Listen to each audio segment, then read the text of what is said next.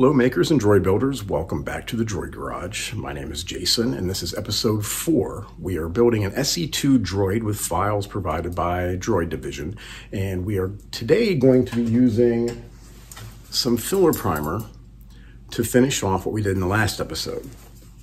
And if this is your first time tuning in, just to catch you up, after the initial prints, we used an 80 grit sandpaper to get rid of the initial layer lines. If that is too heavy for you, use a 120, depending on the PLA that you're using. The Acidity Flash PLA Plus that I'm using, I did a 120 grit. For the other PLA I had, I used an 80. And then in the next episode, we did a mixture of Bondo and acetone and filled in those lines that we didn't hit. And you can kind of see some areas where my sanding got a little too aggressive. But this is all smooth now. It took 2 passes in most places. Some of them it was even just 1 pass. And today we are going to use that filler primer to polish these off. And then we're going to do a wet sand with a 500 grit after the filler primer. We will assemble the leg parts, paying special attention to filling these gaps, which is going to be another issue.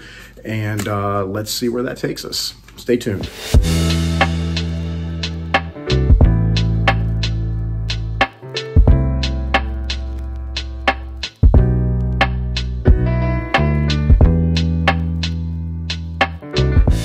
Okay, and we're back. I managed to get several of the leg parts primed, and those look pretty good.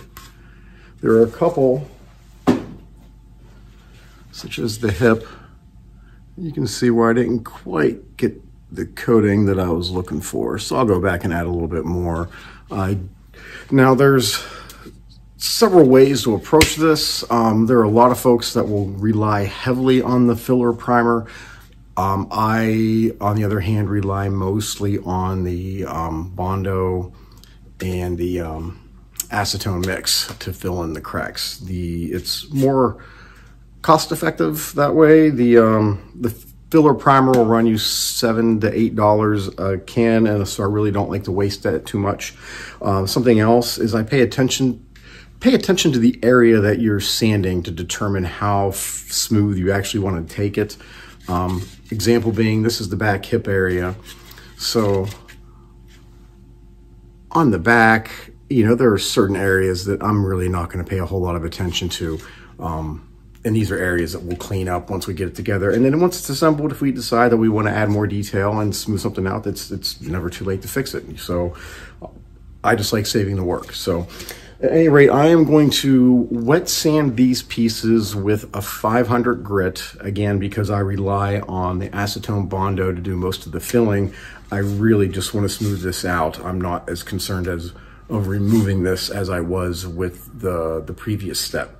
So let me take care of this and we will tune back in momentarily. In the last videos, we sanded and used filler primer on the leg parts. Since then, I have inserted the dowel and already started gluing and working up, and I'm working on the seams, which are always a nagging headache for me. Although I did figure out a new technique of using a wood burner to melt and weld the parts together. So if this doesn't work, I think we'll come back and try that. So stay tuned. We'll have some clips ahead of us finishing up and getting these legs finished up. Stay tuned.